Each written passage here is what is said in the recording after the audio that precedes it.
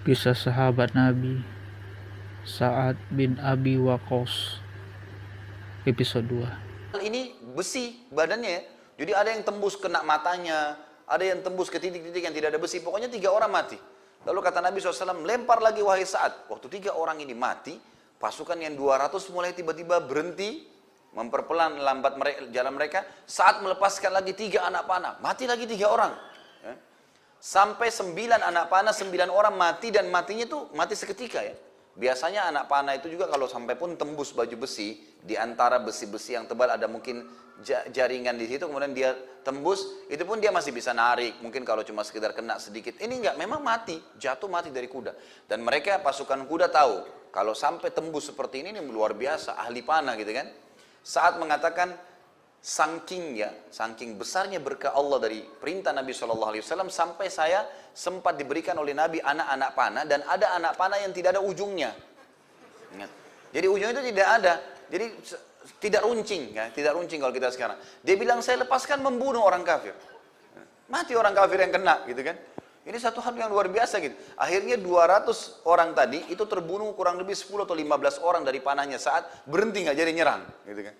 Ini berbahaya nih, maju bisa habis pasukan, gitu kan? Karena panahnya berat, gitu kan? Maka berhenti yang 200 ini. Sisanya yang 2000 lebih nih. Yang 2000 lebih ini masih ada. Mereka tidak tahu kejadian 200 pasukan ini ada yang terbunuh. Karena mereka dari belakang datang. Ada satu di situ tokoh Quraisy, ya. Kalau saya tidak salah namanya Jubair. Ya. Saya lupa namanya, ini Jubair bin Mut'im kalau nggak salah. Tapi yang jelas ada satu tokoh Quraisy yang meninggal, dan dialah yang keluar hadis Nabi SAW yang berbunyi, sungguh murkahnya Allah memuncak pada seseorang yang dibunuh oleh nabinya. Jadi Nabi SAW ini bisa dikatakan tidak pernah membunuh, gitu kan? Memang Allah SWT tidak mengizinkan, karena kalaupun dia membunuh, berarti seseorang itu sudah luar biasa kesalahannya.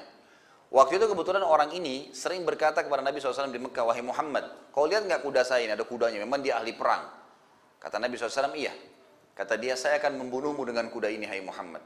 Kata Nabi SAW, tapi insya Allah saya akan membunuh kau di kudamu. Nah terjadi itu di perang Uhud. Ini kejadian kedua yang akhirnya membuat orang-orang Quraisy tidak jadi menyerang Nabi SAW.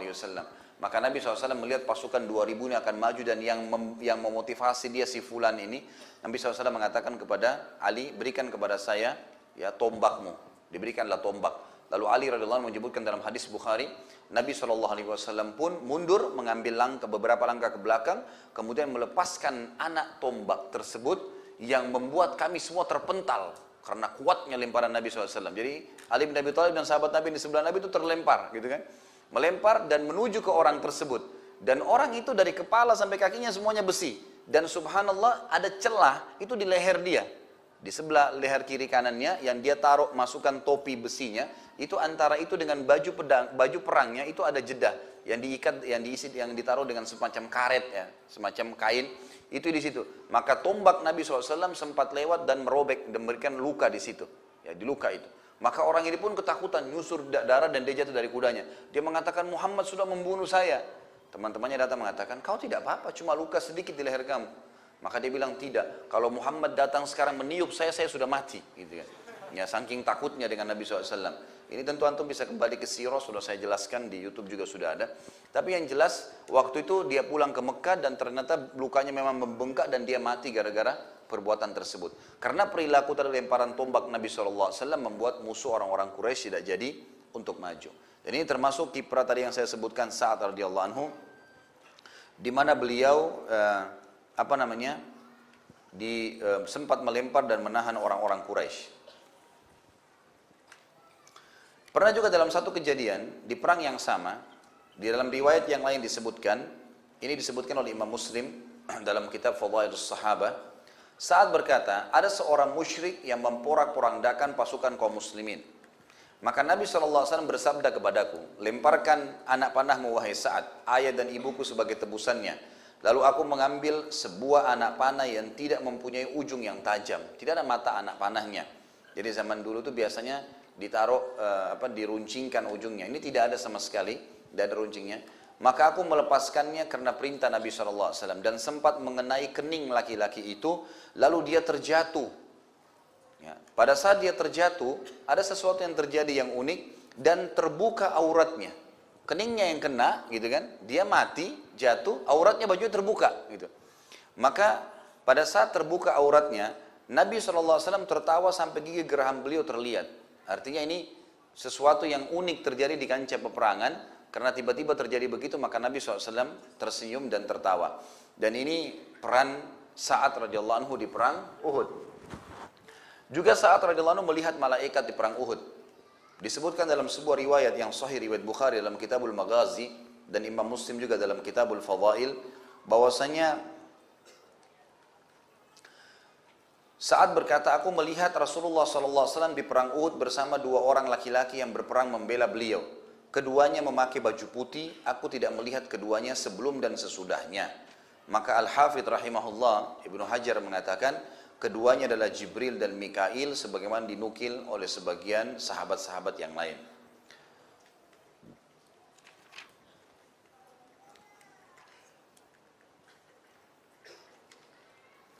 Kita masuk sekarang ke fadilah yang selanjutnya, yaitu fadilah yang ke-10 tadi ya, saat melihat malaikat di Uhud.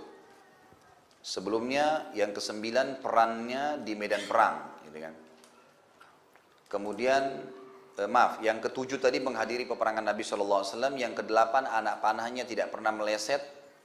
Kemudian yang ke-9 perannya di perang Badar, ya pada saat mendoakan mereka dihancurkan. Kemudian perannya di perang Uhud, ya itu yang ke-10.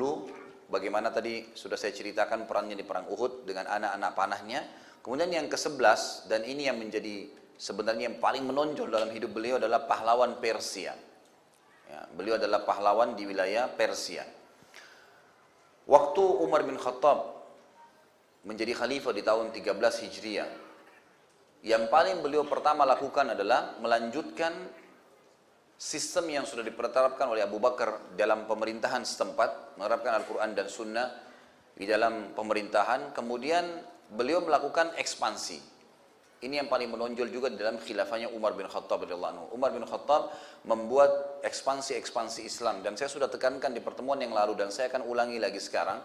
Jihad ini ada dua macam. Ada jihad membela diri, seperti teman-teman kita di Palestina sekarang. Pada saat mereka diserang, mereka membela diri.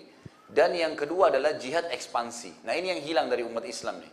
Jadi sebenarnya kita tidak harus tunggu kita diserang baru kita berjihad, tidak. Malah jihad yang menonjol itu adalah jihad ekspansi di zaman Nabi SAW, di zaman para sahabat. Jadi memang pemerintah Islam membentuk pasukan militer yang akan menawarkan Islam kepada wilayah-wilayah kafir, gitu kan. Kemudian pada saat mereka menolak, maka yang dilakukan adalah membayar jizyah upeti. Ya, kata Allah, hatta yu'tul jizyah ayyadin wa hum saghirun. Kepung mereka, kata Allah SWT, tawarkan Islam. Kalau mereka nolak, mereka harus bayar upeti. Hatta yu'tul jizya an yadin wa hum saghirun. Makna daripada sampai mereka memberikan jizya dalam kondisi mereka terhina. Maknanya kata ulama tafsir adalah orang-orang kafir datang sambil berkata, wahai muslimin, terimalah jizya dari kami, jangan perangin kami. Seperti itu. Jadi seperti orang yang ngoyo kepada kaum muslimin. Itu Allah yang merintahkan, gitu kan?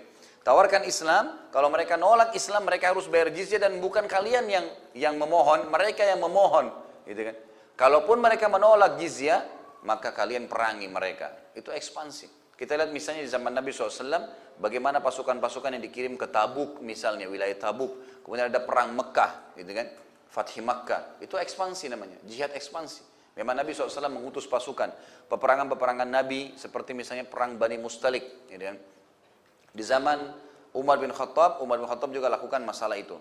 Tentu zaman Abu Bakar menyelesaikan fitnah-fitnah orang-orang yang mengaku sebagai nabi, gitu kan.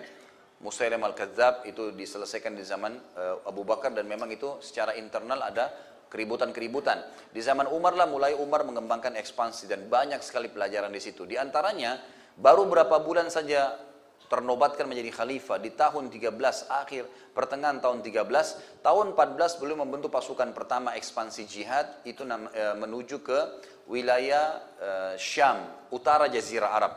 Jadi kalau misal telapak tangan saya ini dianggap misal ini peta Jazirah Arab, maka Mekah dan Madinah ada kurang lebih di tengah-tengah Jazirah Arab. Di wilayah selatan, bagian bawahnya itu Yaman, dan Indonesia juga termasuk selatan Jazirah Arab. Kemudian wilayah utaranya negeri Syam, di atasnya negeri Syam. Ya. Itu ada Libanon, Syria, Palestina dan Yordania. Di atasnya lagi ya, itu ada Turki, gitu kan. Di sebelah barat itu ada Afrika, ada Mesir, Tunis, Jazair dan seterusnya. Di sebelah timurnya ada Irak, Iran dan seterusnya. Nah, yang Umar radhiyallahu anhu lakukan adalah Umar mengirim pasukan ekspansi yang paling pertama membuka wilayah utara Jazirah Arab, negeri Syam. Negeri Syam diseranglah dengan pasukan yang pada saat itu kurang lebih jumlahnya pertama itu sekitar 8.000 orang, gitu kan. Dan ada sebuah hadis Nabi SAW berhubungan dengan bab jihad yang berbunyi, tidak akan dikalahkan pasukan umatku bila jumlah mereka mencapai 12.000. Jadi ini memang berhubungan dengan bab jihad ya. Jadi kalau sudah terkumpul pasukan jihad 12.000 tidak akan pernah terkalahkan selama mereka tidak bermaksiat kepada Allah Subhanahu wa taala. Ini sudah jaminan dari Nabi SAW. Maka sahabat menjaga sekali hadis itu. Mereka selalu menjaga hadis tersebut. Mereka berusaha untuk tidak kurang dari 12.000. Kirimlah pasukan ini, 8.000 tadinya, kurang. Belum cukup pasukan. Maka pada saat itu, Umar bin Khattab mengirim 4 orang sahabat, diantaranya Mikdad, gitu kan. Kemudian Qa'qa', ada beberapa sahabat-sahabat Nabi, yang memang bagi Umar satu orang ini dianggap seperti kekuatan 1.000 orang. Gitu. Digabungkanlah di sini. Amr bin As waktu ingin mengekspansi ke Mesir. Jadi setelah negeri Syam ditembus, Palestina, kemudian sampai ke wilayah Asianya Turki, itu berhasil dikalahkan oleh pasukan muslimin yang dikenal dengan Perang Yarmuk. Ya. Perang Yarmuk ini sangat luar biasa karena pasukan muslimin cuma 8.000 orang sekian itu mengalahkan pasukan kafir orang-orang Bizantium, Romawi waktu itu kurang lebih kekuatannya sekitar 250.000 orang. Dan itu ada cerita sendiri tentunya. Saya pernah jelaskan di kisah Umar bin Khattab radhiyallahu anhu di mana pasukan-pasukan atau prajurit Romawi ini saling mengikat tangan satu sama lain dengan rantai agar mereka tidak lari dari kancah peperangan. Tapi bagaimana perannya Zubair radhiyallahu anhu yang menembus benteng-benteng mereka, mematahkan rantai-rantai mereka dan seterusnya. Yang jelas ada kisah sendiri sampai kaum muslimin memenangkan peperangan. Lalu Amr bin As membawa pasukan 8.000 menuju ke Mesir, mengekspansi Mesir. Akhirnya Jazirah Arab, utara Jazirah Arab sudah bebas, diekspansi, Islam masuk di sana. Kemudian wilayah barat juga, Mesir terbuka dan seluruh Afrika ini terbuka dan nanti akan tersebar Islam lebih banyak zaman Uthman bin Affan. Sekarang yang kita ingin bahas perannya saat adalah di wilayah timurnya Jazirah Arab. Irak, Iran, Rusia, Afghanistan ini semua wilayah yang sangat luas sekali. Ini dulu negara adikuasa, Persia. Terkenal orang-orang Persia ini dulu sangat kuat, postur tubuh yang besar gitu kan. Dan mereka penyembah api. Sebelum saya ceritakan kisah peperangan ini, pernah Nabi SAW mengutus utusan beliau waktu beliau masih di Mekah itu untuk membawa surat ke Raja Persia dan mengajak dia untuk masuk Islam. Tapi waktu itu sempat dia merasa kenapa kok siapa orang ini berani-beraninya memanggil saya untuk mengikut agamanya di sebuah kota di pedalaman di Mekah di padang pasir, ada apa di sana, siapa dia gitu kan. Lalu dirobek surat Nabi SAW dan sempat dibunuh utusan Nabi SAW. Maka Nabi SAW mengatakan dia merobek surat saya, Allah akan robek kekuasaannya gitu kan. Jadi ini awal kata ulama rentetan sejarah hancurnya wilayah Persia dari doa Nabi SAW. Kemudian di zaman Umar pun menjalankan ya untuk mengirim pasukan di tahun 14 Hijriah, beberapa bulan setelah perang Yarmuk mengutus. Tapi waktu itu Umar mengirim surat kepada seluruh suku Arab, seluruh Jazirah Arab agar siapapun yang mau jihad silakan ikut. Sampai akhirnya terkumpullah 30.000 orang pada saat itu yang siap untuk ikut perang. Ada yang prajurit ahli perang, ada yang orang partisipan. Kita tahu dalam jihad banyak kan orang yang partisipasi saja gitu kan, ikut. Nanti di medan perang baru belajar gitu. Yang terjadi pada saat itu Umar bin Khattab memimpin pasukan keluar sendiri. Di tengah jalan sempat Umar bin Khattab kurang lebih perjalanan ya, setengah hari dari Madinah, beliau sempat mengistirahatkan pasukan lalu beliau bermusyawarah dengan sahabat-sahabat yang mulia, kira-kira bagaimana nih? Apa saya lanjutkan memimpin perang ke Persia dalam kondisi Madinah memang waktu itu dipimpin oleh Ali radhiyallahu anhu. Ali bin Abi Thalib memimpin Madinah. Apakah begini kondisinya kita teruskan jalan atau saya lebih baik tinggal di Madinah? Sahabat-sahabat yang lain mengatakan silakan Amirul Mukminin, pergi saja, ikut saja, nggak ada masalah. Malah itu kemuliaan, Anda bisa mati syahid. Karena Umar bin Khattab terkenal pernah mengatakan, ya Allah karuniakanlah saya mati syahid. Tapi beliau sempat disebutkan di kota Nabi Muhammad SAW. Gitu kan. Maka Abdurrahman bin Auf mengatakan, tidak wahai Amir Mu'minin, saya tidak melihat itu. Saya pribadi melihat Anda lebih baik tinggal di Madinah, biarkan kami yang melanjutkan perjalanan. Jadi lebih baik begitu. Lalu setelah Abdurrahman ditanya kenapa, alasannya kalau Anda sampai terbunuh, kaum muslimin akan terganggu nanti. Siapa yang kira-kira bisa menggantikan posisi Anda sekarang? Setelah terkenal Umar bin Khattab berhasil mengekspansi Islam ke wilayah utara Jazirah Arab tadi, sudah menang. Sekarang pasukan ini juga dijanjikan oleh Allah, lebih dari 12.000 pasti menang. Maka lebih baik Anda jangan ikut, tinggal di Madinah, gitu kan? Anda tetap memimpin kami dari jauh, dan berikanlah ini kepada salah seorang di antara kami. Lalu Umar pun bermusyawarah, kira-kira siapa nih yang bisa menggantikan saya? Harus orang yang punya kekuatan yang luar biasa gitu. Ini nggak boleh sembarangan menyerang wilayah Persia. Persia ini terkenal ahli-ahli perang semuanya, gitu kan? Postur tubuh mereka tinggi besar, memiliki tubuh-tubuh yang sangat kokoh gitu. Ya. Maka berkatalah setelah musyawarah si fulan tidak bisa, si fulan tidak bisa. Sampai ada satu orang mengatakan, saya sudah dapat orangnya. Tidak mungkin dia salah, gitu kan? Kata orang ini. Kata Umar, siapa? Mereka sahabat mengatakan siapa? Terus dia ulangi lagi, saya sudah dapat orangnya. Ini orang yang paling tepat. Sengaja dia membuat Umar bin Khattab dan sahabat-sahabat yang lain perhatian dengan orang ini gitu. Maka kemudian 3 kali Umar tanya, siapa? Ucapkan orang itu. Maka kata orang tersebut, Sa'ad ibn Abi Waqqas, sang pemanah Nabi SAW.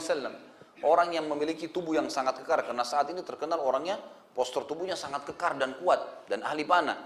Dan punya strategi perang gitu. Maka Umar mengatakan, kau benar. Kau benar. Pilihanmu benar. Waktu itu kebetulan Sa'ad tidak ikut dalam pasukan. Dia lagi ditugaskan oleh Umar untuk mengumpulkan zakat. Keliling wilayah umat Islam, ngumpulin zakat, bawa ke Madinah gitu kan. Maka kata Umar, panggil segera Sa'ad. Begitu datang kata Umar, wahai Sa'ad, aku telah mengamanahkan kepadamu untuk pembebasan wilayah Persia. Taklukkan mereka dengan izin Allah. Gitu. Sa'ad pun akhirnya menerima ya tawaran tersebut. Ringkas cerita, terjadilah pada saat itu penobatannya dia menjadi pimpinan perang.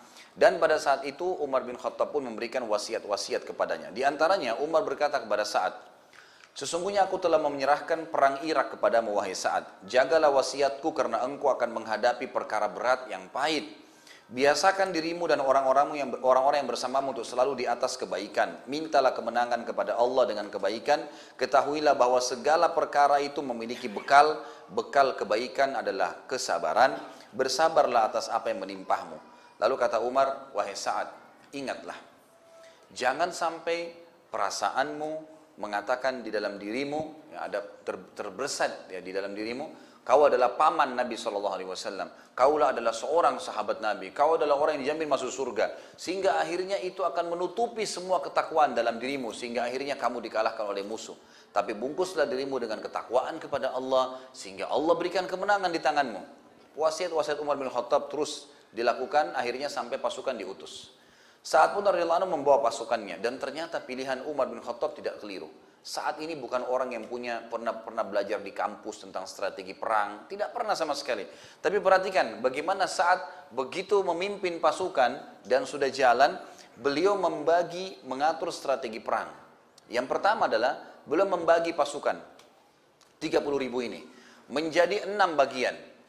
Kalau saya gambarkan di tulisan saya coba tangkap dari hadis, dari riwayat tentang masalah itu, saya coba gambarkan.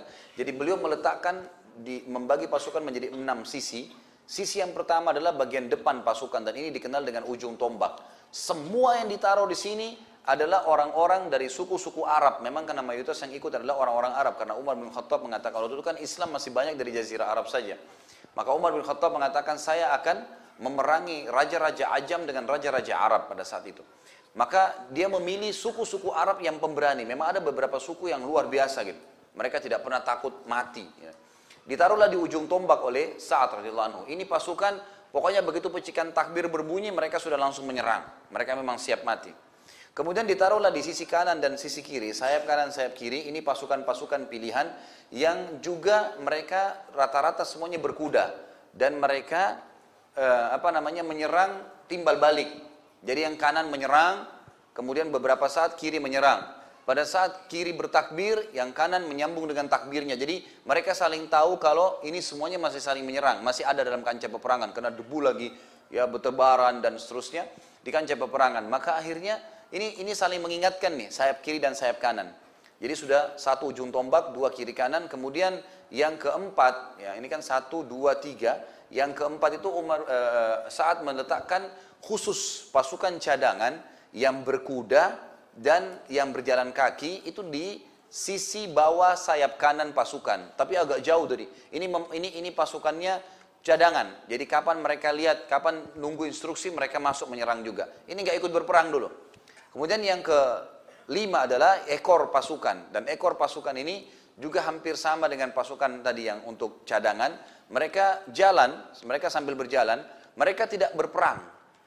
Menunggu sampai berkecamuk dengan kancah peperangan. Jadi mereka beda dengan sayap kanan, sayap kiri yang memang menyerang, gitu kan, sama ujung tombak. Ini enggak, mereka jalan santai, tapi sementara perang berkecamuk. Mereka sambil melihat musuh, gitu kan. Karena ada wasiat Umar bin Khattab mengatakan, wahai Sa'ad, jangan kamu mulai menyerang kecuali musuhmu sudah menyerang, agar kau bisa mengetahui kelemahan mereka. Maka pasukan ini jalan, dan yang terakhir yang keenam adalah pasukan pengintai. Pasukan pengintai ini 10 sampai kurang lebih jumlahnya 30 orang saja. Ahli-ahli kuda yang sangat pemberani, mereka keluar dari kancah peperangan jauh. Kemudian mereka keliling sampai ke belakang pasukan musuh.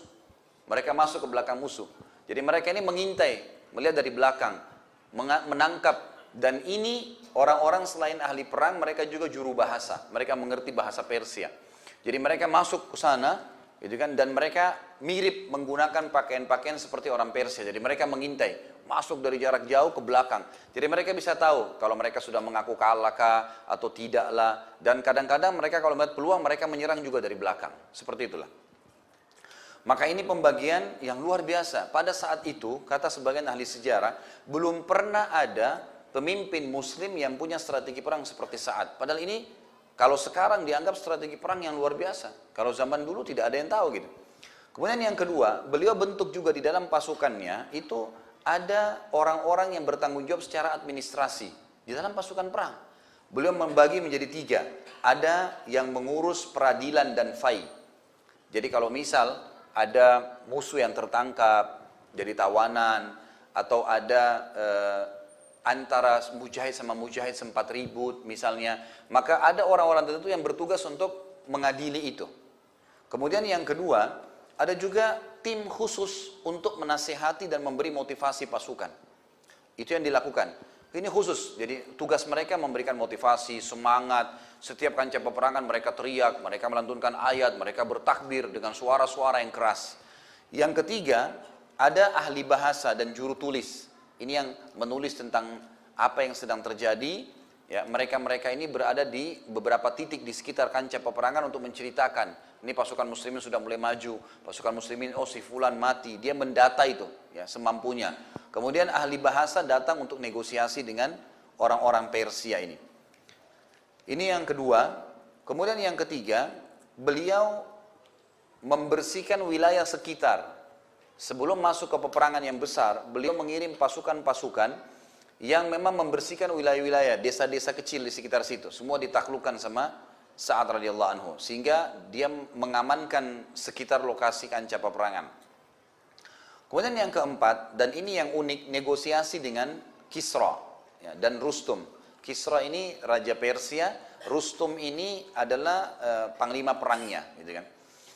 Maka pada saat itu terjadilah negosiasi. Yazdajar, raja mereka pada saat itu, yang dikenal dengan istilah Kisra. Seperti kalau Fir'aun, raja Mesir, gitu kan. Tapi nanti ada Ramsis, nama rajanya. Nah, istilah bagi raja besarnya Persia namanya Kisra. Tapi nama individunya Yazdajar. Yazdajar ini raja, dan dia dengar kalau pasukan muslimin sudah mulai masuk dengan 30.000 orang, sudah masuk di wilayah perbatasan. Beberapa perkampungannya sudah berhasil ditaklukkan. Maka Yazdajar minta, mau negosiasi, tanya. Terjadilah dialog yang unik nih. Yazdajar begitu melihat mereka bertanya. Diutuslah oleh Sa'ad beberapa orang. Sa'ad juga ini orang yang jeli memilih orang-orang yang akan mendampingi atau mewakili kaum muslimin.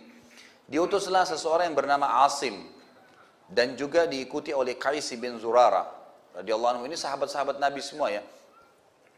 Maka sempat begitu ketemu dengan Kisra, kata Kisra, apa yang membuat kalian datang ke wilayah kami? Membawa pasukan kalian ke sini. Kata Asim, kami datang ke sini untuk menegakkan hukum Allah, dan di sini keluarlah sebuah hukum syar'i berhubungan dengan jihad. Dia mengatakan kami datang ke sini untuk menerapkan hukum Allah pencipta langit dan bumi. Kami akan datang menawarkan kepada kalian hukum Allah. Kalau kalian menerima hukum Allah itu, agama Allah itu, kami tinggalkan kalian dengan kerajaan kalian. Dan kami cuma meninggalkan kitabullah dan sunnah nabinya. Itu saja. Artinya kami tidak akan ganggu. Yazdajar, kau tidak akan jatuh dari jabatanmu. Karena memang begitu dalam Islam. Pemimpin perusahaan pun kalau masuk Islam, tetap dia dengan perusahaannya. Raja negara tetap jadi raja. Gitu kan? Presiden tetap jadi presiden. Tidak ada hubungannya. Tapi dia sudah mengubah prinsip hidupnya, pedoman hidupnya kepada Al-Quran dan sunnah. Maka ini prinsip dasar dalam jihad. Jadi kami datang untuk itu. Kalau kalian menerima, maka kami biarkan kalian dan kami tinggalkan kalian dengan kitabullah dan sunnahnya. Kata Yazdajar, kalau kami menolak, kata si Asim, kalian harus membayar jizyah. Dan dalam terjemahan, karena waktu itu pakai bahasa Persia, ada penerjemahan yang bahasa Arab. Kata Asim, kau bayar jizyah hatta yu'tul jizyah. An-saghir, hatta yu'tul jizyah. An yadin wahum saghirun. Gitu kan? Nah ternyata kata-kata saghirun waktu itu dalam ahli sejarah mengatakan, orang Persia penerjemah ini nggak bisa terjemahkan. Dia nggak tahu tuh saghirun apa. Gitu. Mau diterjemahkan kecil, nggak tepat. Karena bahasa Arabnya kecil, saghir. Ternyata saghirun ini punya makna. Ya, artinya terhina gitu kan. Maka Yazdajar tanya, coba tanya ke dia, apa artinya itu? Suruh bayar upeti tapi saghir. Gitu kan. Kata, diterjemahkan oleh Asim. Kau datang kepada kami wahai Yazdajar, membawa upetimu, kemudian kau memohon-mohon kepada kami, lalu kami terserah, kami mau terima atau enggak. Ini Yazdajar waktu itu adalah raja adikuasa.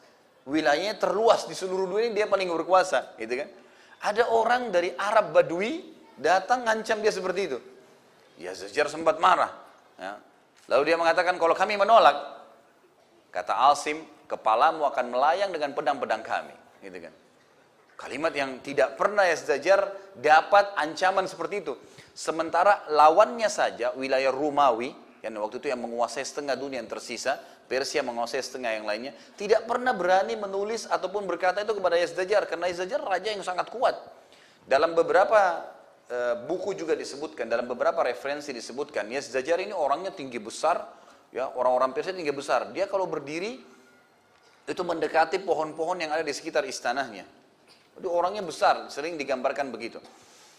Maka Yazdajar ini pun marah sambil mengatakan, kalau bukan karena utusan tidak dibunuh, saya akan bunuh kalian. Gitu kan.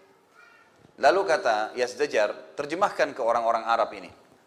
Terjemahkanlah oleh terjemahan. Dia bilang, kata-katanya begini, dia menghina. Dia bilang, saya tidak pernah menemukan di muka bumi kaum yang lebih hina, miskin, dan bodoh seperti kalian. Orang-orang Arab maksudnya. Gitu kan.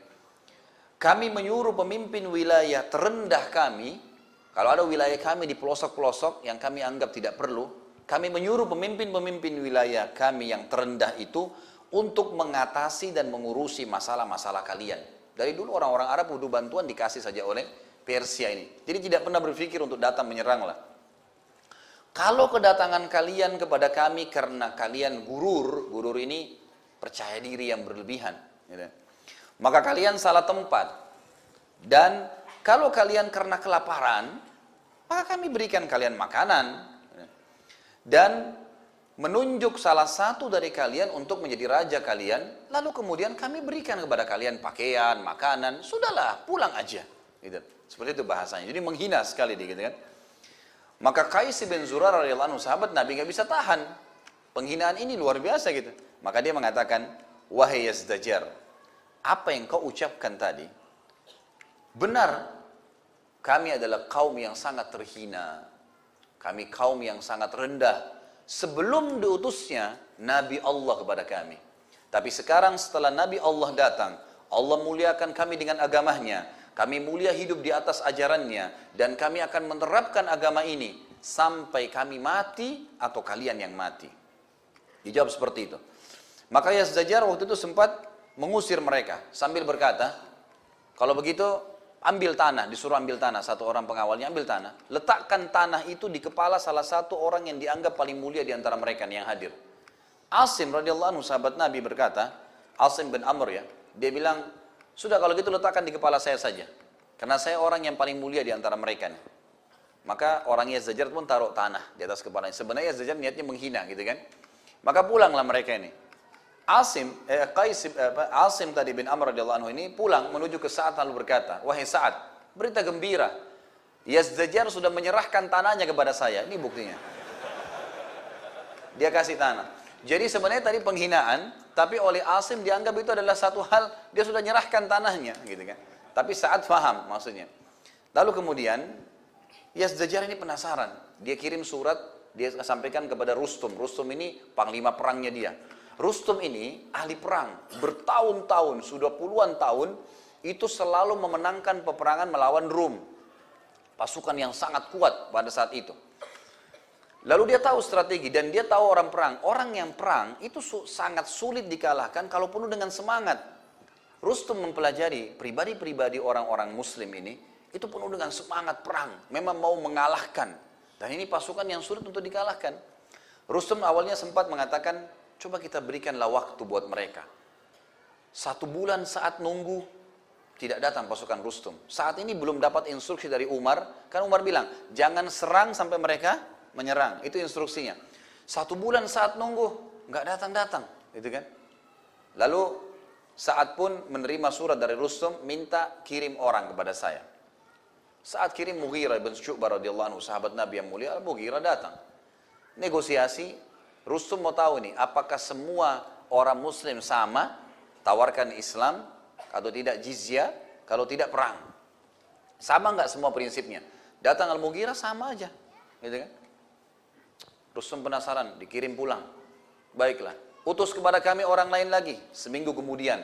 Dan perlu teman-teman tahu ya, peperangan antara muslimin saat melawan Rustum nanti ini terjadi setelah 4 bulan. Ya. Jadi sengaja Rustum tunda-tunda nih, supaya semangat perangnya kaum muslimin hilang dulu gitu kan. Maka pada saat itu dikirimlah satu sahabat Nabi yang unik. Ini yang saya ingin titik beratkan kisahnya. Rub'i ibn Amir radhiyallahu anhu. Ini sahabat, saya kalau baca ceritanya luar biasa gitu. Ya. Sahabat ini, Rub'i ini adalah orang Badui dari padang pasir. Ciri-cirinya begini, disebutkan ciri-cirinya, Rubu ini seorang badui yang mengenakan baju dari kain yang kasar, tidak punya baju besi, nggak ada baju besinya. Senjatanya sederhana, orangnya pendek, kudanya kecil. Imamahnya yang dia pakai di kepalanya, tali lilitan yang digunakan untuk tali ikat unta atau ikat keledainya. Dia pakai keledai, bukan pakai kuda ya. Kemudian dikatakan rambutnya ikal panjang gitu kan, keriting. Jadi orang Arab Badui asli gitu. Sebagian athar menyebutkan dia meletakkan di kepalanya panci yang dia pakai masak. Jadi ini sebagai tameng istilah gitu. Ini unik sekali gitu. Tapi apa alasannya kenapa saat kirim Rubi'i? Ada apa dengan Rubi'i ini? Ternyata kasusnya adalah satu lagi, karena masalah keyakinannya. Jadi saat mengirim ini, bukan orang-orang yang gampang negosiasi, gampang terpengaruh dengan harta atau wanita. Dan subhanallah, Allah berikan taufik saat memilih Rub'i, tepat setelah Al-Mughirah. Jadi ternyata pada saat Al-Mughirah pulang tadi, Ibn Syu'bah, Rustum memerintahkan, dia bilang saya akan undang satu orang lagi di antara mereka untuk memastikan apakah sama konsepnya. Tapi saat ini agak berbeda. Semua pasukan, semua dayang-dayang harus pakai baju yang paling mewah, yang warnanya keemas-emasan, bahkan ada riwayat mengatakan pakai emas. Semua singgasana, ada singgasana khusus Rustum ini, emas semua. Kuda yang dia pakai untuk mengantarnya ke singgasana, lapisan pelananya emas. Semuanya serba emas. Karpet ditebar dari pintu gerbang sampai ke pintu masuk, gitu kan? Semua emas. Diletakkan dayang-dayang yang paling cantik. Semuanya begitu. Lalu setelah selesai persiapan ini memakan waktu sekitar 10 hari untuk menyelesaikannya.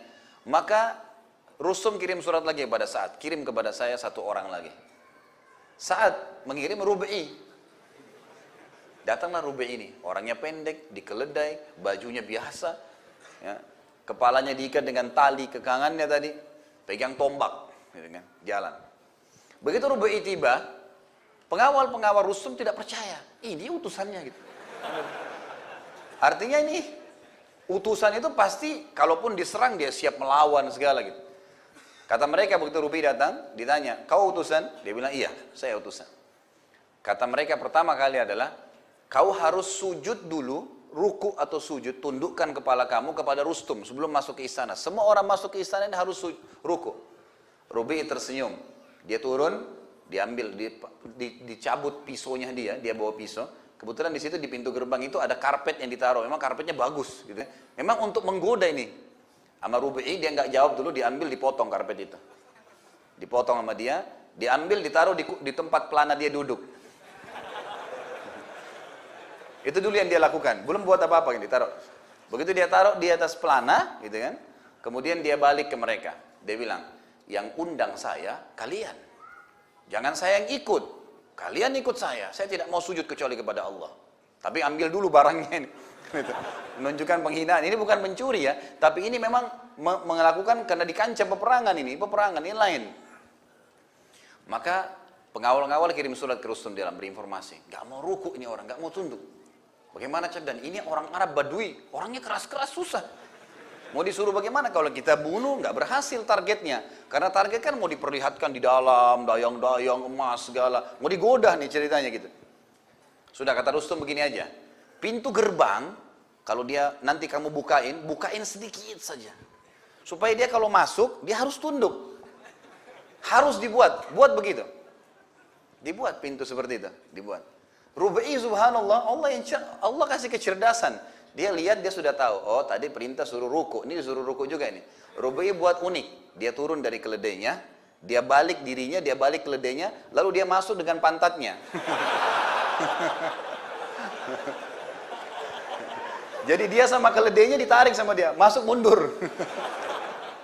Jadi tadinya dia disuruh ruku, dia malah hinain Rustum gitu. Jadi unik ini, luar biasa. Jadi tidak salah pilih orang gitu. Udah dia masuk, setelah masuk pintu gerbang, dibalik keledainya, dinaik di atasnya, gitu kan. Ini biasanya keledai ditaruh di depan, gitu kan. Ini nggak dipakai sama dia, masuk. Dia masuk ke dalam, disampaikan ke Rustum, dia malah masukin bokongnya. Kata Rustum, ini pasti bukan sembarangan, suruh dia masuk. Dia masuk. Jadi karpet yang tebal ini diinjak sama dia, diinjak sama keledainya ya. Keledainya dalam kondisi kotor ini, dan jalan. Setiap dia lewat, tombaknya ditarik-tarikin di atas karpet tuh. Jadi sobek-sobek karpetnya. Wah, dia jalan terus ditarik. Ini pemandangan ini disaksikan oleh orang-orang, tapi mereka tahu Rustum tidak instruksikan suruh bunuh, ini nggak bisa dibunuh orang ini, utusan. Begitu dia masuk, bukain pintu gerbang, singgasana di sana ada Rustum duduk. Di kiri kanan ini banyak bantal-bantal, permadani, bagus-bagus gitu. Rubai turun dari keledainya, ini dia lihat Rustum di sana nih. Dia turun, dirobek-robek sama dia bantal itu. Coret-coret semua, bantal-bantal itu dirobek-robekin gitu kan. Kemudian dia naik. Ternyata ada satu hikmah di sini ya. Saya tidak tahu apakah Rubai pada saat itu Rubai ini radhiyallahu anhu tahu atau enggak apa yang dia lakukan, tapi dia seperti seakan-akan dapat isyarat kalau memang ini untuk membuat fitnah bagi dia. Dan untuk menunjukkan seakan-akan begini, orang-orang Persia ingin tunjukkan ini kekayaan kami. Kami punya kaya raya, kami bisa mengalahkan kalian. Dan Rubai ingin membalas itu, mengatakan ini nggak ada nilainya di depan mata saya. Kesannya begitu, gitu kan? Tapi apakah poin itu Rubai berpikir atau tidak, Allah alam. Tapi saya tangkapnya dari kisah seperti itu. Jadi dia lakukan itu sebenarnya untuk menunjukkan kalau ini emas apapun yang kau taruh tidak ada apa-apanya. Dia lewat menuju ke Rustum, jalan di atas keledai sambil merusak tadi karpet sampai depan Rustum. Kiri kanan perempuan daya-daya yang cantik, gak ada yang dilihat sama dia. Rustum tanya, kenapa kalian datang? Kata Rubai, kami datang untuk mengeluarkan seluruh yang menyembah makhluk kepada menyembah Tuhannya makhluk. Kami datang untuk membawa agama Allah sampai ke seluruh pelosok bumi ini. Gitu kan, kata Rubai. Lalu kata Rustum, kalau kami menolak, kalau kami tidak mau. Sebentar, lalu Rubai mengatakan, dan kalau kalian mengikuti ajaran itu, kami tinggalkan buat kalian kitabullah dan sunnah nabinya. Sudah selesai, tinggal berhukum dengan itu saja. Gitu kan. Maka kata Rustum, kalau kami menolak, kata Rubai, kalau kalian menolak, kalian harus membayar kepada kami upeti, datang sambil merangkak ke hadapan kami. Kata Rustum, kalau kami menolak, kepalamu akan saya penggal. Gitu kan? Kata Rubi dengan tegas. Lalu kata Rustum, kau ini siapa sebenarnya? Kau ini pimpinan mereka, gitu kan? Artinya kok bisa keputusan kau yang tentukan, gitu kan? Kata Rubi, bukan. Saya salah satu dari pasukan muslimin. Tapi umat Islam seperti satu jasad. Satu kasih keputusan, semua ikutin. Semua begitu. Yang begitu. Satu berikan keamanan, yang lain semua ikut. Maka saya bagian dari muslimin, gitu kan? Kata Rustum, baiklah, beri kami waktu untuk berpikir. Gitu. Kasih kami waktu berpikir. Kata Rubi, sehari atau 2 hari, gitu kan? Langsung to the point. Kata Rustum, tidak bisa. Saya harus musyawarah dulu sama Yazdajar. Saya harus bicara begini dan begitu. Ya, saya butuh sebulan. Kata Rubi, Nabi SAW, Rasul Allah tidak pernah mengizinkan kami berdialog dan berdiskusi, memberikan waktu musuh lebih dari 3 hari. Waktumu 3 hari, maksimal. Dan setelah 3 hari kau harus pilih. Islam, kau selamat. Atau jizya, terhina, atau kami akan penggal lehermu. Gitu kan. Kata Rustum, ini orang luar biasa ini. Gitu kan. Ini gimana negosiasi sama orang begini nih. Pokoknya nggak ada A, B, nggak ada. Kata Rustum, baiklah, kami akan berpikir. Pulanglah Rubi ini. Lalu Rustum mulai berpikir, bagaimana ini? Apa yang harus dilakukan? Dia musyawarah sama Yazdajar. Ini betul-betul yang sedang kita hadapi ini bukan main-main ini. Ini orang-orang yang tidak takut mati, tidak terpengaruh dengan harta. Dan memang yang dikeluarkan pada saat itu harta-harta yang sangat besar. Oleh Rubi ditinggalin sama dia. Rustum sudah dikatakan begitu, minta waktu, dia balik. Enggak lihat kiri kanan, keluar sampai pulang. Gitu. Sudah selesai, gitu aja. Maka setelah musyawarah, Yazdajar bilang tidak bisa kita biarkan, harus perang. Baiklah, ringkas cerita, keluarlah pasukan pada saat itu. Keluar pasukan, pada saat itu terjadi lagi sesuatu yang lain ya. Sudah selesai kisah Rubi tadi. Maka Sa'ad radhiyallahu anhu mengirim 2 orang, 10 orang sahabat. Waktu Rustum sudah keluar dengan pasukannya,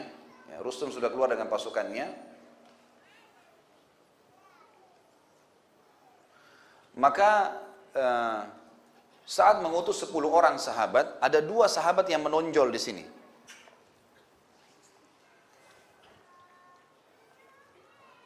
Sahabat ini bernama Amr bin Karibit bin Zubaidi ya, dan Tulaiha bin Khuwailid al-Uzdi. 2 sahabat ini juga punya kisah unik nih, berhubungan dengan masalah tadi. Ini masih berhubungan dengan masalah negosiasi atau peperangan ya. Maka pada saat itu pun 10 orang ini pergi. Rupanya Rustum mengatakan, menerima instruksi dari Yazdajar, kita harus kerahkan pasukan kita yang terkuat, yang selama ini belum pernah dikerahkan sebanyak itu, 240.000 orang. 240.000 orang ini dibagi menjadi 3 bagian. Bagian ujung tombak terdiri dari 70.000 orang, bagian jantung dari pasukan tengah itu 100.000 orang, dengan ekor pasukan 70.000 orang. Jadi 70.000 ujung ekor sama ujung tombak 70.000, 140. Tambah 100.000 di tengah-tengah berarti 240.000. Kita bayangkan kalau 240.000 pasukan lagi jalan, suara kakinya aja sudah ribut gitu kan. Maka yang terjadi pada saat itu, jalanlah, dan Rustum ini mengatur strategi supaya kalaupun ada mata-mata muslim, dia tahu bahwasanya pasukan ini sangat besar, jalan dulu yang 70.000 itu. Setelah perjalanan 2 hari, baru keluar yang 100.000. Setelah perjalanan 2 hari, baru keluar lagi yang 70.000. Jadi pasukan ini sangat besar jalan. Pada saat itu, 10 orang ini diutus oleh Sa'ad, coba ngintai. Ini kok setelah Rubi'i pulang tidak ada lagi berita. Kira-kira seperti apa nih? Diutuslah 10 orang. 10 orang ini memang pemberani, terutama 2 orang ini. Masuklah mereka ke pedalaman, kampung demi kampung, lewatin ke dalam sampai menemukan pasukan ini. Pada saat menemukan pasukan yang 70.000 orang pertama ini, maka sahabat-sahabat yang lain di situ mengatakan, ini dia pasukannya nih. Ada bendera, ada pasukan gajah, jumlahnya tidak terhitung, sekitar 70.000 orang, gitu kan? Biasanya cara mereka menghitung zaman dulu itu, setiap kotak pasukan itu diisi 100 sampai 500 orang, gitu kan. Maka dilihatlah kotak-kotaknya pasukan itu. Kotak ada pemimpin depannya, kotak ada pemimpin depannya, maka dihitung dari situ, oh jumlahnya sekian. Dari situ mereka tahu itu sekitar 70.000 orang gitu. Pada saat itu Orang-orang semua mengatakan ini pasukannya. Kita kembali sampaikan kepada Sa'ad. Dua orang sahabat ini, sengaja saya sebutin namanya karena mereka punya kiprah. Si Amr bin Karib tadi dengan Tulaiha bin Khuwailid. Dua orang ini bilang bukan. Ini bukan inti pasukan, ini cuma ujung tombaknya, pasukan depannya saja. Kata yang 8 orang, pastilah ini. Dia bilang enggak. Kalau kalian mau pulang silahkan, kalian pulang aja. Pulanglah 8 orang ini. Perlu juga kita garis bawahi, 2 orang ini adalah 2 kepala suku dari Yaman. Dan 2 orang ini dulu di zaman jahiliyah, kalau orang-orang Quraisy pun butuh bantuan segala, sering minta tolong. Dan kalau 2 orang ini sudah datang di pasukan Quraisy, pasukan Quraisy sudah merasa tenang karena 1 orang dianggap seperti kekuatan 1000. Beraninya luar biasa. Ya, jadi kekuatannya luar biasa, kekuatan hatinya sangat kuat. Yang terjadi adalah pada saat itu 2 orang ini jalan, Amr dan si Tulaiha jalan. Jalan, perjalanan 2 hari, ditemukanlah 100.000 itu. Pasukan yang kedua. Kata Amr kepada Tulaiha, wahai Tulaiha, ini kira-kira pasukannya? Kata Tulaiha, bukan. Ini masih jantungnya nih. Masih ada pasti. Karena Tulaiha, kepala suku sering ikut berperang, tahu dia. Kan ini bukan, ini masih jantung pasukan. Karena standar hampir semua sama pakaiannya. Ini sekitar 100.000 orang. Ini berarti jumlahnya, ini pasukan jantung. Kata Amr, apa yang kita lakukan? Kata Tulaiha, masuk lagi. Kita cari ujungnya, ekornya di mana, gitu kan? Karena di situ biasa pimpinannya. Jalanlah mereka perjalanan 2 hari lagi sampai mendekati Madain. Nah, Madain ini teman-teman sekalian adalah ibu kotanya Kisra pada saat itu. Ya, sangat terkenal memiliki istana putih. Nanti akan kita punya bahasan sebentar berhubungan dengan masalah itu. Maka yang terjadi, kata Amr, ayolah kepada Tulaiha, jalan. Jalan sampai 2 hari menemukan 70.000 lagi pasukan. 70.000 pasukan yang terakhir yang ditemukan ini, ternyata di situ memang ada Singasana, ya, ada Rustum yang lagi duduk di atasnya, di bawah ada pasukan gajah dan ada gajah-gajah yang berwarna putih. Ini biasa gajah-gajah pilihan, gitu kan? Ini pimpinan-pimpinan gajah. Maka kata Amr, apakah ini ekornya? Kata Tulaiha, iya. Kata Amr, kalau gitu ayo kita pulang. Sampaikan aja kepada Sa'ad. Berarti jumlah mereka 240.000. Kata Tulaiha, wahai Amr, sudah sejauh ini kita jalan 6 hari perjalanan, terus kau mau pulang kosong? Kata Amr, kau mau apa? Kata Tulaiha, serang. Ini pelajaran ya, 2 orang mau nyerang 70.000. Ini kisah nyata, hadis sahih. Riwayat sahih menyebutkan, maka kata si Amr, wahai Tulaiha, kau sadar kita 2 orang lawan 70.000? Kata Tulaiha, iya. Apa yang kau takutkan? Gitu kan? Kalau kau memang tidak mau menyerang mereka, berarti kau pengecut. Percuma jadi kepala suku, gitu kan? Digituin. Kata Amr, bukan masalah pengecut, 70.000. Dan kita ini butuh informasi yang kita sampaikan kepada Sa'ad. Gitu kan? Kau tahu saya bukan pengecut, tapi kalau kita nyerang kita terbunuh, berarti yang diinginkan oleh pimpinan kita tidak dapat, gitu kan? Kata Tulaiha, kita tidak akan terbunuh kecuali ajal sudah datang. Kalau kau tidak mau ikut, tunggu di sini, gitu kan? Ini Tulaiha radhiyallahu anhu luar biasa. Beliau takbir sendirian dan kebetulan waktu itu kebetulan sekali memang pasukan yang 70.000 ini sudah jalan selama perjalanan 2 hari juga dari wilayahnya dia dan lagi istirahat, lagi tebar kemah, buka kemah, pas sudah malam. Tulaiha sama Amr sholat maghrib isya, dia masuk. Kemudian dia datang sendirian, dia serang, si Amr nunggu. Dia serang, kemudian dia datang ke kemah-kemah mereka, memutusin tali-tali kemah mereka. Gitu kan? Semua yang didapat ditebasin sambil takbir, Allahu Akbar, Allahu Akbar. 1 orang. Karena suara takbir yang sering diucapin sama dia banyak, ya sering terulang, maka orang pikir ini pasukan sedang menyerang. Maka dia putusin semua tali-tali sampai tiba di kemahnya Rustum, gitu kan? Pimpinan mereka. Dia tebas talinya, kemudian diambil kudanya Rustum.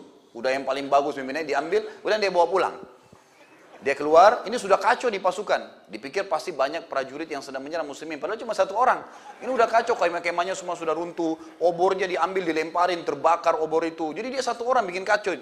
Kemudian dia keluar, dia datang kepada Amr sambil senyum. Nih, saya sudah dapat ghanimah.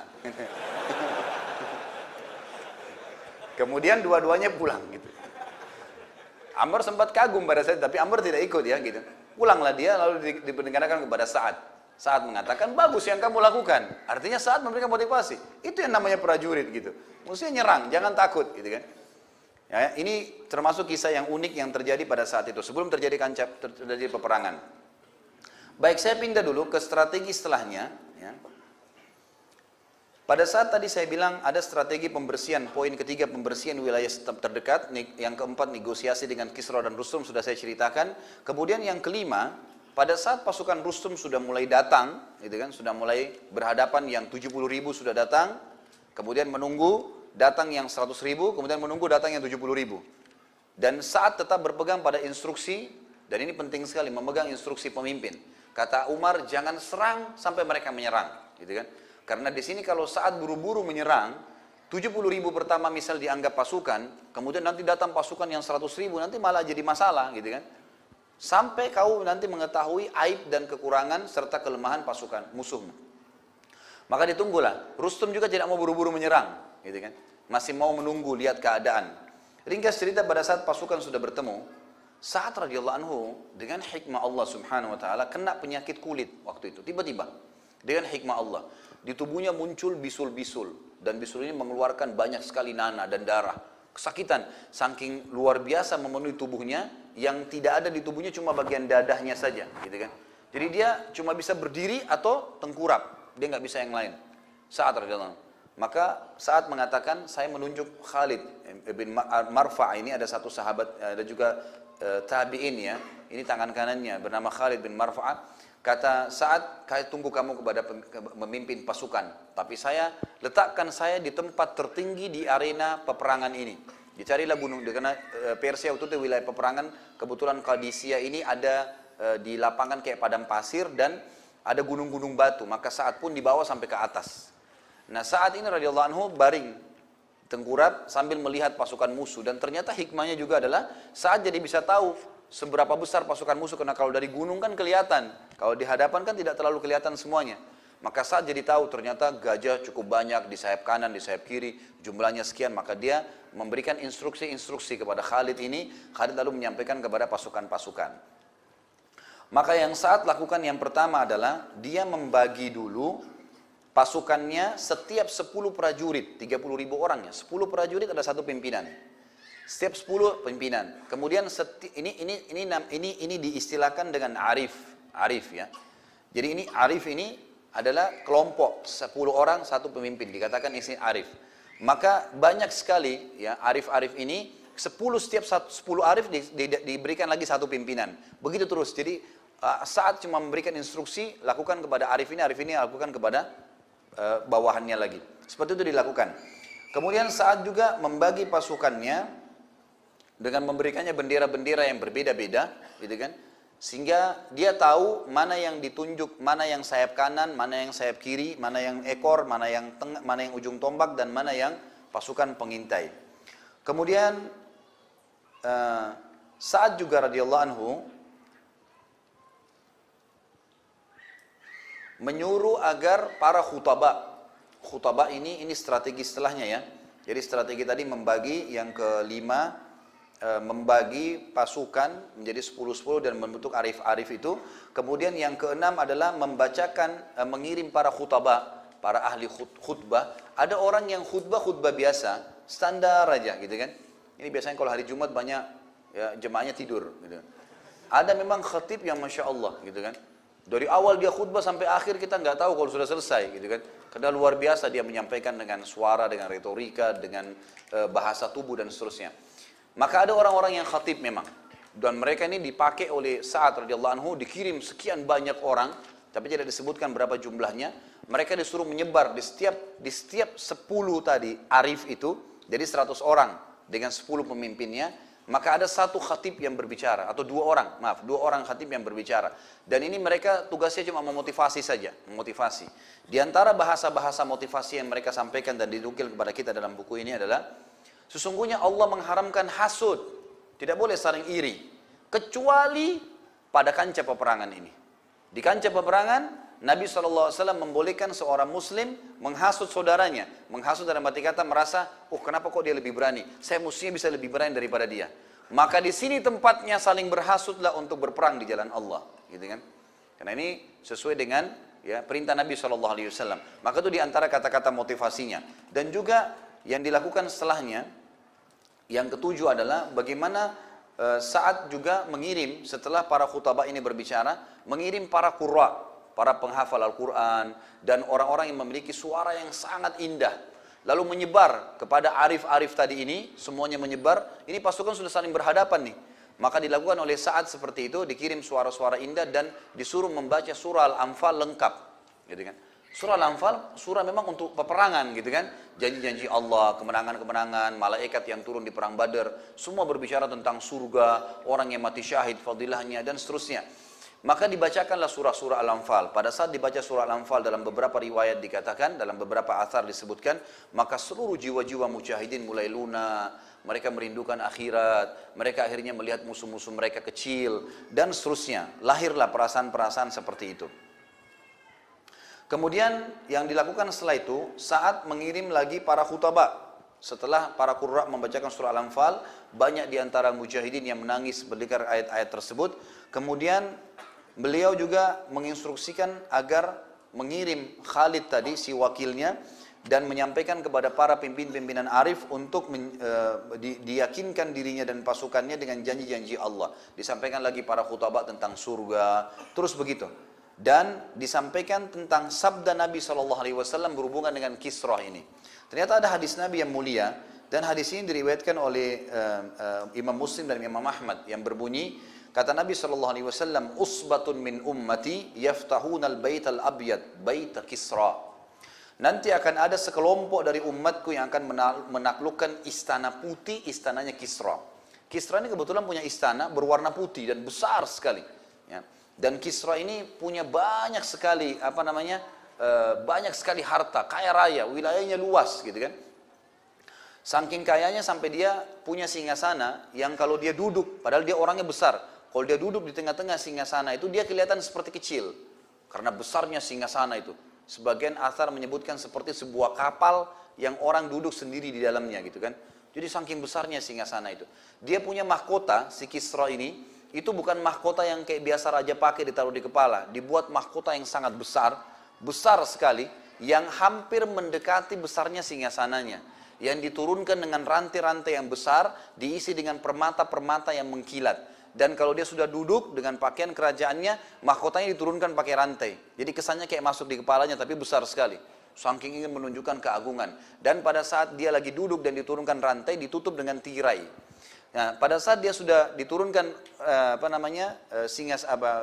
mahkota itu, disingkaplah tabirnya. Kemudian di sekitar tempat duduknya singgasananya itu seperti bulatan ini misalnya, itu ditaruh kaca-kaca semuanya, sehingga di pagi hari cahaya matahari masuk dan kena ke permata-permata sehingga mengkilau. Pada saat itu terjadi, maka semua orang yang ada di sekitarnya sujud kepada Kisra, gitu kan? Sujud, jadi sebuah keagungan. Kisra punya singgasana semuanya, dan dia saking tinggi besarnya dia punya 2 buah gelang dari emas, dan itu gelangnya saking beratnya dan besarnya karena dia tinggi besar, itu tidak ada yang bisa pakai. Yazdajar saja yang bisa pakai. Raja ini sangat besar badannya. Dan ini juga ada sedikit rentetan sejarah. Saya tambahkan saja di sini. Waktu Nabi SAW mau hijrah ke Madinah dengan Abu Bakar, sempat ada satu orang Quraisy yang ingin mengejar Nabi SAW dengan Abu Bakar dan ingin mengejar 100 ekor unta dijanjikan oleh Abu Sufyan. Siapa namanya? Suraqah bin Malik. Suraqah bin Malik ini adalah salah satu tokoh Quraisy, gitu kan, yang dia ini terkenal dengan keberaniannya juga.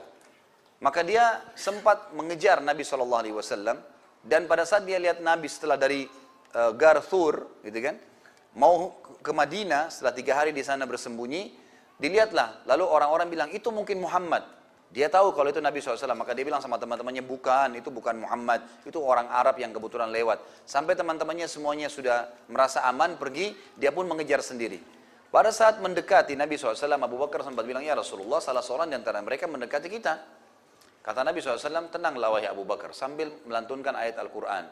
Abu Bakar sebentar ke kanan, sebentar ke kiri, sebentar ke depan, sebentar ke belakang Nabi. Kata Nabi SAW, kenapa wahai Abu Bakar? Dia bilang, orang itu makin mendekat ya Rasulullah. Ya. Kata Nabi SAW, tenanglah wahai Abu Bakar, sampai Suraqah sudah bisa menjangkau dengan tombak atau anak panahnya. Yang itu jarak kurang lebih mungkin 100 hasta ya diistilahkan begitu. Itu sudah bisa menjangkau kita ya Rasulullah. Kata Nabi SAW, tenanglah. Lalu kata Nabi SAW berdoa, ya Allah, selesaikanlah urusan orang ini.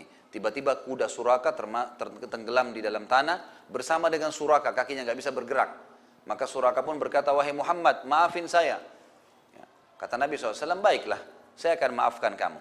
Lalu dia bilang, kalau begitu berikan kepada saya surat keamanan. Artinya Suraka sudah tahu Nabi ini akan ke Madinah, dan di Madinah ada pasukan yang sangat kuat yang mungkin bisa menyerang Mekah. Satu waktu kalau kau menyerang Mekah, maka saya bisa aman. Maka Nabi SAW berkata kepada Abu Bakar, Abu Bakar tuliskanlah surat buat dia. Keamanan ini dari Rasulullah Muhammad SAW kepada Suraka bin Malik. Surat ini